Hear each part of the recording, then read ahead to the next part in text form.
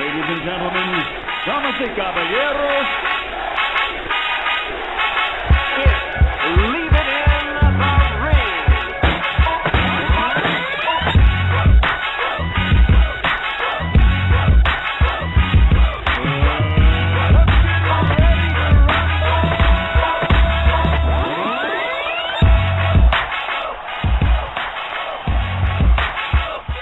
Hugo here with us here on Leaving the Ring.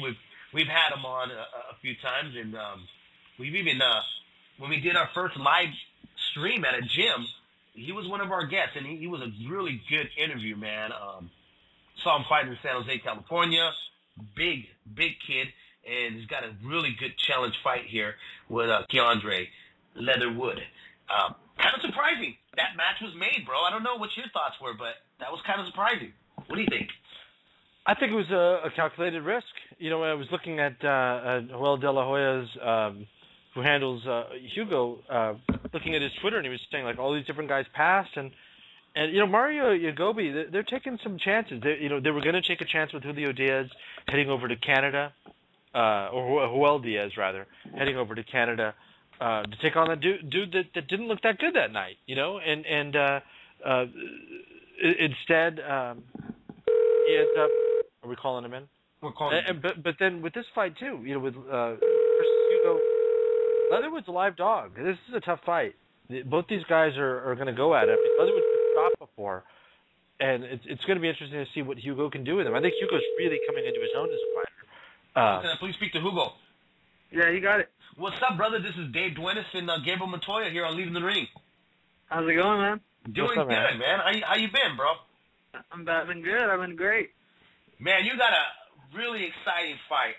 As soon as I heard it, I tweeted out there, and your manager, Joel De La Hoya, retweeted it. I was like, this is a great fight, a really great fight with Keandre. And Leatherwood, let me ask you, as my partner was discussing why this fight kind of happened here, name off a few of the names of the guys that didn't want to mix it up with you that end up leading into this dangerous fight for yourself and for Keandre.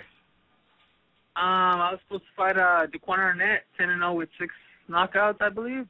He's without him, and from what I heard, he called me out, and I, you know, as soon as they let me know, I said, let's take the fight. I've been training hard already, sparring with Kid Chocolate, helping him get ready for his world title fight. So I was already getting the ball rolling. So after I signed the contract, they declined it, and then, you know, they offered a few other guys the fight, and they declined it. And Keandre stepped up to the plate and said, I'll take the fight, you know.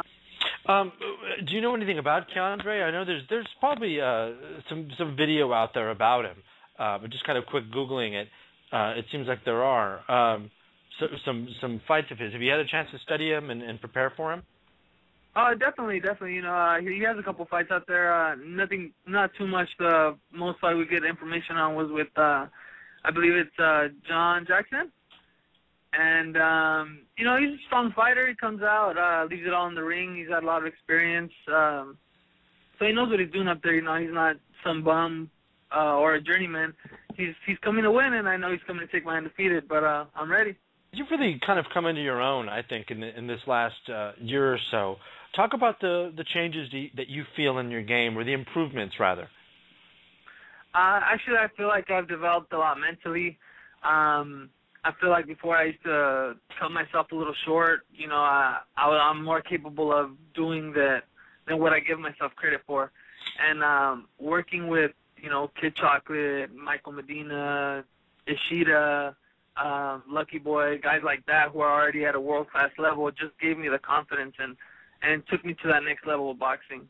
So I feel like I've matured a lot mentally. Too, I think physically, you know, because you're kind of a beanpole. You're a tall guy for your weight class. Yeah, I was tall, man. And at first you kind of look at you. The first few times I saw you, like Fight Night Club around there, it seemed like you physically. It was like, this guy might not be that strong physically. I wonder how that's going to play out. But you really seem to have filled out in your last few fights.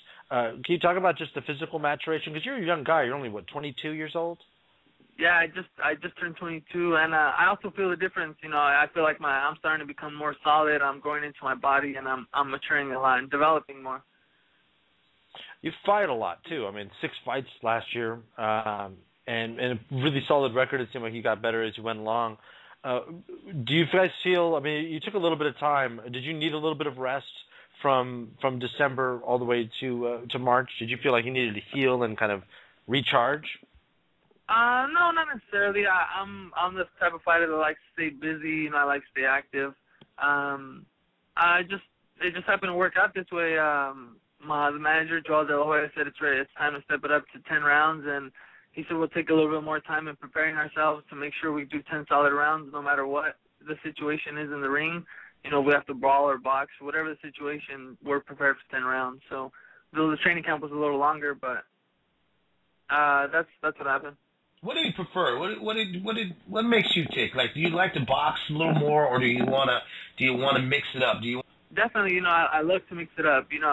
I believe boxing would be a smarter and easier way out sometimes to just make that easy win, but it's just sometimes in my blood where I like to exchange and, get in my 3 or 4 punches and then get back to boxing, And you're saying that, you like to mix it up.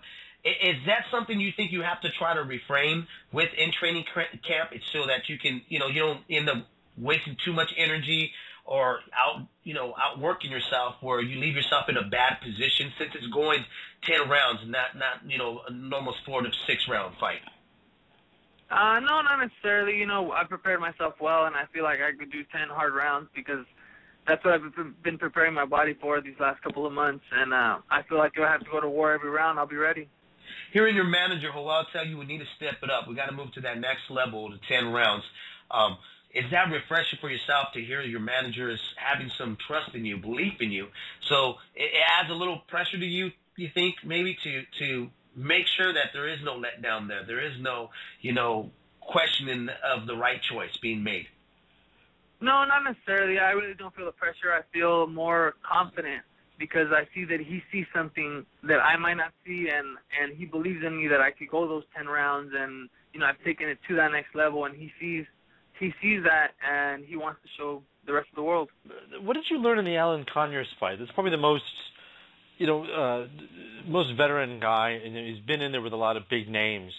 Was that a significant fight for you, or do you think is there another one that stands out to you that was more of a rite of passage than that one? No, definitely. That was a very significant fight because he's, like you said, he's a veteran fighter. He's been up against some tough opposition.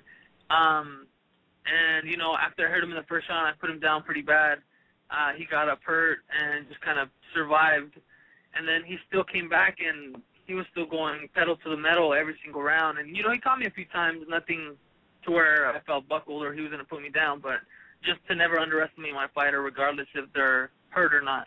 Yeah, I mean, he put down James Kirkland. That's a guy that can, punch a little bit, He's a quality guy. I didn't say that James Kirkland is a haggler or anything, but he was the first guy, I think, to put Kirkland down. And yeah, you handled him. You put him down in the first, and you got him out of there. I'm excited for your year, man. I think it's going to be. I think it's good. I got to be honest with you. I wasn't sure. Early on, what I was about what I was seeing. But the more I see you, if there's like most improved fighter awards, I would think you would definitely be one of the candidates from last year. I think all the activity did you so good, dude. Right. Would you agree with that? Yeah, definitely. I feel like this past year has just helped me find myself a little more in what my craft is. The first couple fights, it was just a lot of fighters to help build my record, kind of per se, but and it didn't really teach me as much because knockout after knockout. And then when I started putting in those rounds and starting to learn little things, little tricks in the ring, I started to learn my craft a little more of what I'm capable of doing, and I feel like it's taking me to that next level.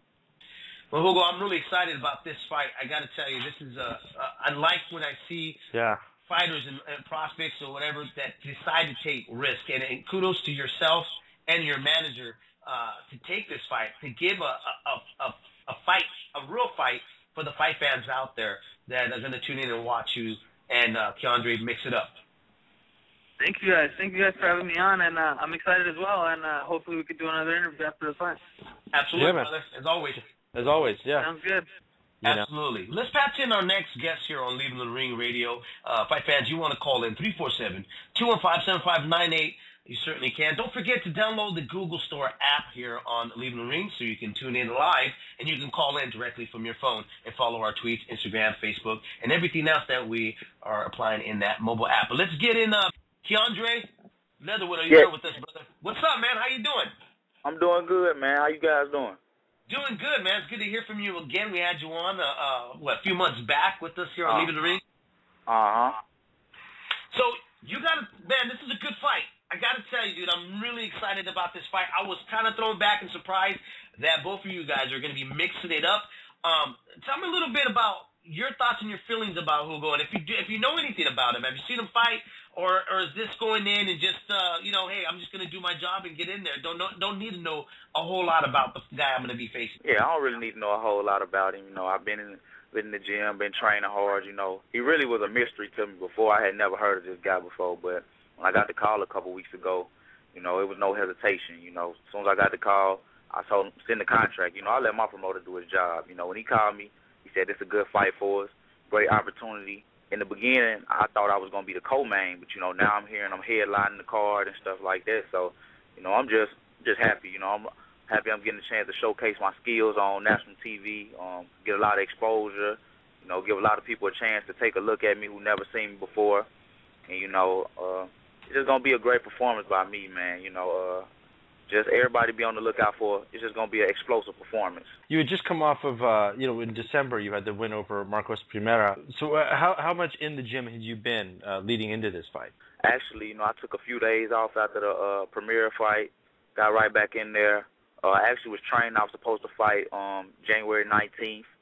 Had an issue with that show at the last minute at the show. I made weight and everything. Then in February, I was supposed to fight February 16th, and, that fight fell through. My opponent ended up having some issues. He was suspended or something like that. So, I was in the gym the whole time, so I had been preparing for an 8-round fight. So they called me a few weeks out, 10. I'm like, I'm ready. I was already in shape. So I'm like, yeah, ain't no problem with me. That's got to be rough, too. That's 2 fights in a row that you got right up to the precipice, you were about to fight, and then they didn't fight. How do you deal with that? I mean, you got to be seriously angry and kind of have to go through some emotions, I imagine, coming down from getting that close to fighting, right? In all honesty, like my promoter put it to me when we got the call for this fight, he said, we can't question what God has for us. He said, maybe you weren't supposed to get those fights. He said, you maybe could have got cut, head-butted, you could have got injured in one of those, and then we wouldn't have been able to get this big fight that actually meant something. You know what I mean? The other fights were more like career-building type of fights that, Sure. Fights I can learn stuff in, Right. So, like I said, you say you're happy to hear me and Hugo mixing it up, I'm definitely happy about it, I feel like it's a great fight for me, and it's a fight that can make a statement, I'm taking this fight to make a statement. But in all honesty, being honest with you, I can't see the fight going the distance. The guy's frail. He can't punch. He really has nothing to keep me off his ass. You know what I mean? And I got to see if he can take what I got to give. I want to see if he's going to be able to take the punishment I'm going to put on his body, if he's going to be able to take the shot on the chin, because nobody still has seen how this guy would react, to a nice chin shot. Nobody has really tested this guy's heart. You know what I mean? I'm going to put him through some adversity. If he go 10 with me, he going to have to fight. I'm not going there to just put on a good show.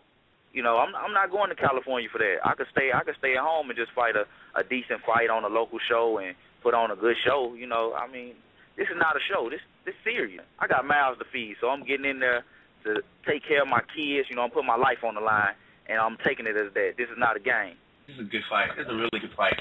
It really is. I mean, it's. What do you break down what you see, what you have seen? Being honest with you, I don't really just dissect everything because you got to take every fight different. You know what I mean? You never know what this guy is gonna come with. But like you said, I see a lot of flaws in this guy, and we've been putting together a game plan. We're gonna expose a lot of things. We're gonna put him in a lot of uncomfortable situations and see how he reacts. You know what I mean? His chin still hasn't been tested. Whether he got it up in the air, tucked, whatever, I touch him on it, he gonna feel it. They don't call me lightning for no reason, man. I feel like I got some of the fastest hands in the division. I just ain't got a chance to really show it yet. You know what I mean? I'm looking at his physical attributes. He has a kind of frail frame. He's long, he's lanky. His punching power is very subpar. You know, his speed level, he has decent speed, but I don't feel like if we get in there and exchange, he's going to be able to really keep up with me. You know what I mean? Just being honest with you. So, you know, but I'm going into this fight to break this guy down. You know, that's just like I tell people. This guy Hugo, he got the good route. You know, he signed. You know, he started off signed with Golden Boy. De La Hoya brothers, his manager. You know, he's out training, and you know he's moving. He's been televised and stuff like that. You know, I got the hard route. I got the hard knock route. You know, my first fight was for gas money, man. You know, just because I wanted to get in there and mix it up. You know, my second fight was for tickets. You know what I mean? So I done had to always get what I had to get the hard way. You know what I mean? Nobody gave me nothing. That's why I'm going out here in this fight, and I'm going to take. I'm looking at this fight. I don't see it going 10 rounds because I know what kind of fight I'm in. I'm in enemy territory. I'm in a hostile crowd. You know, but there's nothing they can do. They can't get in there and block them punches for him. They can't get in there and take them shots for him. You know, because when I touch his ass, he going to feel me. Definitely believe that. When you see him first get touched by me, everybody watching at home, they definitely going to know he been touched. Y'all definitely going to see how he react. And if he react in the wrong way, his ass going to end up on the ground. Definitely declaring war. This is not a game. I'm not coming out there to play. I'm coming out there to handle business. Like I said, my life is on the line in there. You know, I don't know what Hugo fighting for and all that. I don't know what's his motivation, but I got 2 kids at home. I got mouths to feed. So you got a lot to come up against because that's personal. If somebody trying to take food out your kid's mouth, that's going to be personal to you, right? That's personal, right? So so Hugo trying to take food out my kid's mouth right now because if I lose this fight, I'm going the other direction. I can't let that happen. I'm going out here to put on an explosive performance, you know, and do what I do best, you know, and hopefully after I put on this clinic, you know, Showtime will be calling me back and you guys will see me real soon. Well, there you go. All right, man. Well, good luck in the fight, and we'll be talking soon. Okay. Thank you guys for having me on. All right, my pleasure, Always man. Thank you for man. always a pleasure. Take care. Okay. Andre Leatherwood here on Leaving the Ring with us, talking about his upcoming fight with Hugo, who we had on a little earlier, and declaring war. It just made it that much sweeter, to tell you the truth. You know, fight fans, you want to call in 347-215-7598. We're going to be going into the fight schedule, and while Gabriel looks up the fight schedule, we'll pass in a fight fan really quick. Yeah, I'm all